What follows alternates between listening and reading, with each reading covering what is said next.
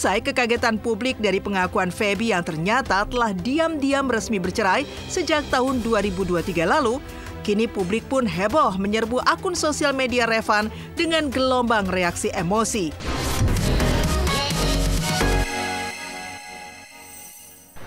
Udah pernah diselingkuhin, tapi selingkuhannya lebih jelek dari kita, apa belum, Dek?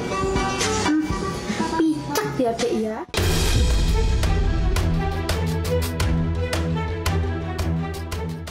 Kehebohan konflik pasca bercerai tak hanya menimpa Celine dan Stefan William, tapi juga Feby Marcelia dan Revan Naria. Gara-gara aksi Feby Marcelia menyentil tentang orang ketiga di kontennya di media sosial, langsung mendulang heboh di jagat sosial media dan tudingan netizen pun juga langsung mengarah pada Revan Naria, mantan suami Feby. Belum usai kekagetan publik dari pengakuan Feby yang ternyata telah diam-diam resmi bercerai sejak tahun 2023 lalu, kini publik pun heboh menyerbu akun sosial media Revan dengan gelombang reaksi emosi.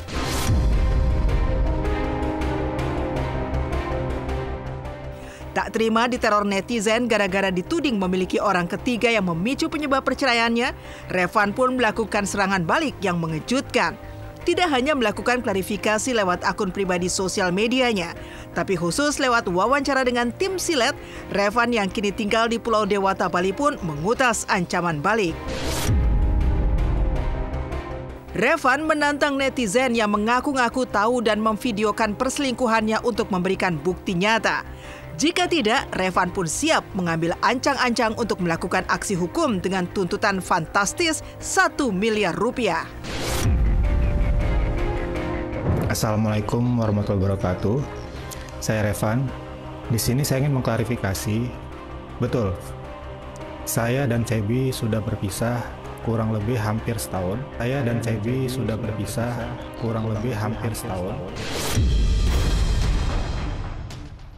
Tapi bukan karena orang ketiga dan juga bukan karena KDRT seperti berita-berita hoax yang berseliweran.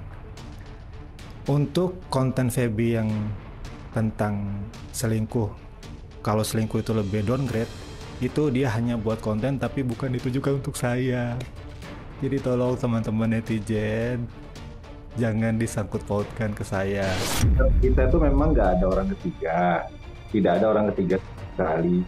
Cuman kemarin tuh dia itu lagi bikin konten, kalau biasanya ada orang ketiga itu selalu downgrade gitu kan.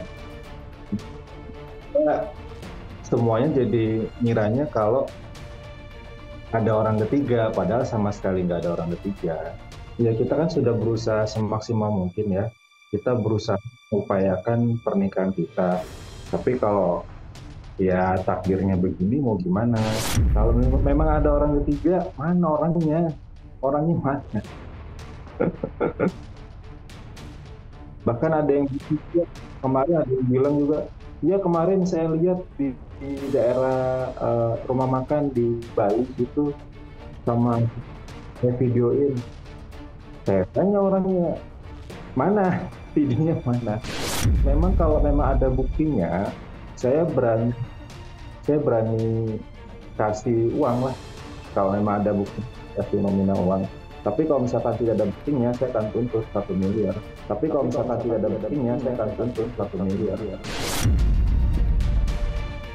Setiap orang kan boleh ngomong gitu ya, kalau emang beliau mau ada klarifikasi ya nggak apa-apa, cuman memang semua, itu kan katanya karena konten aku, yang memang sehari upload tuh memang langsung 1 juta gitu viewersnya. Tapi memang konten aku ya hanya konten aja gitu loh, nggak ada aku pernah bikin konten untuk ditujukan ke seseorang, itu sama sekali nggak pernah dan nggak ada kepikiran juga gitu. Ya itu kan netizen ya, kadang kan maksudnya kalau kita nggak bisa lah, maksudnya nutup mulut satu orang dengan banyak orang dengan 2 tangan kita gitu loh. Jadi ya udah, kalau aku sih mau orang ngomong apa ya udah aja gitu. Cuma mungkin pihak sana katanya ya banyak banget lah yang komen soal itu gitu. Jadi mungkin ya agak nggak terima kali ya gitu. Jadi aku juga minta maaf banget nih kalau misalnya aku bikin konten ada yang merasa tersindir atau merasa kayaknya itu buat aku deh, itu maaf banget karena jujur aku nggak ada kepikiran banget ya bikin konten ya hanya konten gitu, nggak ada kayak yaudah deh biar dia lihat atau biar si A, si B, si C lihat. Jadi aku bikin konten gitu, pasti dia tersindir gitu, itu sama sekali nggak ada di pikiran aku sih. Isu perselingkuhan memang hal yang sensitif dan ramai mengulik reaksi netizen. Bukan tanpa alasan, selama yang diketahui publik, rumah tangga Revan dan Feby Marselia selalu terlihat baik-baik saja. Tapi tak ada angin, tak ada hujan. Tiba-tiba Feby justru membuat pengakuan telah resmi bercerai sejak tahun 2023 lalu tanpa pernah membeberkan alasan pemicu perpisahan mereka. Sontak saja, publik pun tenggelam dalam teka-teki. Jika bukan karena orang ketiga, apalagi masalah KDRT seperti yang diungkap Revan, mungkinkah ada alasan ekonomi di balik gugatan cerai Feby kepada Revan? Teka-teki ini kian menjulangkan misteri. Pasalnya, jika Feby Marselia menjawab dingin soal nafkah yang konon masih diterimanya dari Revan, maka lain halnya dengan hasil selidik tim Silet atas sumber ekonomi Revan. Pasalnya, tak lagi terlihat membintangi sinetron dan tinggal di Bali, benarkah Revan kini memilih memiliki bisnis hingga usaha kuliner? Tapi benarkah usahanya terlihat sepi? Kilo bumbu kacang 500-an. Tapi tetap suatu kewajiban seorang bapak itu harus nafkahin anak-anaknya. Saya nggak pernah KDRT, saya paling anti KDRT. Paling anti, nggak suka, ya paling anti lah. Ya kalau itu sih bentuk tanggung jawab ya, karena di gugatan jujur aku tidak meminta nafkah anak sepeser pun. Tidak meminta nafkah anak sepeser pun. Kalau mau ngasih ya alhamdulillah, kalau enggak juga ya sudah gitu. Mungkin lagi nggak ada atau rezekinya lagi belum gitu sih. Kalau Feby itu orangnya untuk ekonomi, kok dia tuh sama sekali bukan soal itu. Dia sangat royal, jadi kalau untuk ekonomi enggak. Maksudnya aku kalau misalnya udah sampai tahap yang pisah berarti kan ada masalah yang tidak bisa terselesaikan.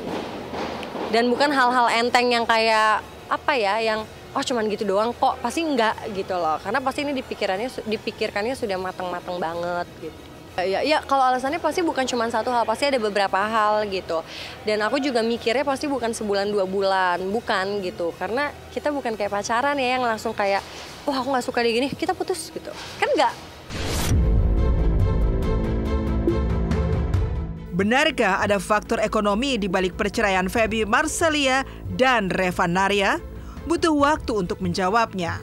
Yang jelas, pasca 1 tahun resmi bercerai, sikap anak-anak Feby dan Revan justru juga tak kalah mengundang tanya. Bagaimana tidak, jika banyak anak yang sedih jika harus mengalami orang tuanya bercerai, anak Feby justru berbeda. Diasuh oleh sang ibu, anak-anak Feby justru meminta papa baru kepada Feby. Menghadapi ini, uniknya Revan justru memasang wajah tegar dan mengutas bahwa kasih sayangnya sebagai ayah tidak akan pernah putus. Bahkan yang kecil juga selalu nanya kayak, cari papi baru dong. Mama kapan menikah lagi? Terus aku suka bercandain, nanti cari di Mart ya, siapa tahu dapat hadiah. Gosok undian gitu kan, selamat Anda mendapatkan. Ya bercandaan aja sama anak-anak sih gitu. Iya, anak-anak lebih, justru mereka lebih, aku kaget lah di umurnya mereka bisa menerima itu semua gitu. Untuk anak-anak yang jelas, rasa sayang orang tua ke anak-anak itu pasti sedalam samudra. Dan memang kita itu nggak pernah tahu apa yang terjadi hari, dan kita juga punya proyek seperti apa, tapi jalan takdirnya seperti apa juga kita juga nggak tahu kan. Kalau untuk sekarang karena aku bukan single yang nggak ada anak apa segala macam gitu, pasti yang bisa nerima aku, bisa sayangin aku plus anak-anak, udah satu paket kan gitu, yang selalu bersyukur punya aku dan anak-anak gitu, yang bisa bertanggung jawab secara, bukan hanya secara finansial tapi secara batin juga gitu loh. Jadi ya semuanya aku pikir emang udah jalannya, memang udah takdirnya, ya udah.